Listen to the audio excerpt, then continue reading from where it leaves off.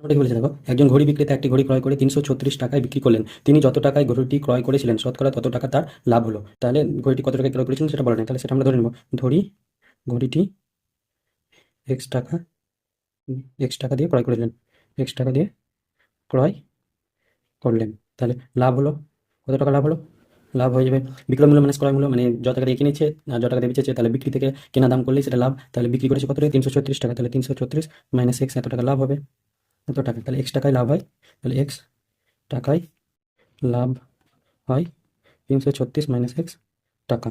তাহলে 1 টাকায় কত লাভ হবে? 1 টাকায় 336 মাইনাস এক্স বাই এক্স টাকা হয়ে যাবে। তাহলে 100 টাকায় কত লাভ হবে? 100 টাকায় লাভ হয়ে যাবে 336 মাইনাস এক্স বাই এক্স গুণ গুণ 100 টাকা। এটাকে গুণ করলে হবে 336 00 মাইনাস 100 এক্স বাই এক্স টাকা। তাহলে প্রশ্ন অনুসারে কি হবে?